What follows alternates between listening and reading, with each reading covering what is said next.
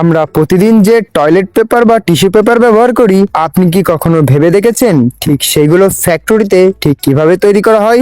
এই কাগজগুলোকে বিশাল এক পানির ট্যাঙ্কে ফেলা হয়, যেখানে রাসায়নিকের সাহায্যে এইগুলোকে মন্ড বা পাল্পে রূপান্তর করা হয়। ধূসর রঙের মিশ্রণটি ধীরে ধীরে সাদা মন্ডে পরিণত হচ্ছে। মন্ড তৈরি হয়ে গেলে এটি একটি চলন্ত জালের উপরে ছড়িয়ে দেওয়া হয়, যেখানে মন্ড থেকে অতিরিক্ত পানি বের করে নেওয়া হয়। রোলারগুলোর চাপে এটি একটি পাতলা একটি স্তরে পরিণত হয়। এটি অন্তত গুরুত্বপূর্ণ ধাপ, কারণ এখানেই নির্ধারিত হয় টয়লেট পেপার কতটা নরম বা টেকসই হবে।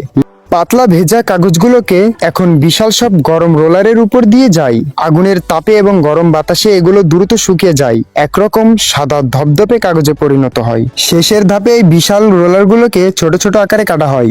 মাঝখানের কার্গোবোর্ডে টিউব বসানো হয়। এরপর স্বয়ংক্রিয় মেশিনের মাধ্যমে এইগুলোকে প্লাস্টিকে মুড়িয়ে বাজারে পাঠানোর জন্য তৈরি করা হয়, প্যাকেটজাত করা হয়। এভাবেই পুরনো আবর্জনা থেকে তৈরি করা হয় আমাদের অতি প্রয়োজনীয় এই পণ্য। ভিডিওটি ভালো লাগলে লাইক করবেন, কমেন্ট করবেন এবং এরকম আরো রোমাঞ্চকর যাত্রা দেখতে আমাদের সাথেই থাকবেন এবং আমাদের চ্যানেলটি ভালোবেসে সাবস্ক্রাইব করবেন। এই চমৎকার টিস্যু পেপার তৈরির পুরো ভিডিও দেখতে নিচের দেওয়া লিঙ্কে ক্লিক করুন। সেখানে পুরো ভিডিওর লিঙ্ক দেওয়া আছে।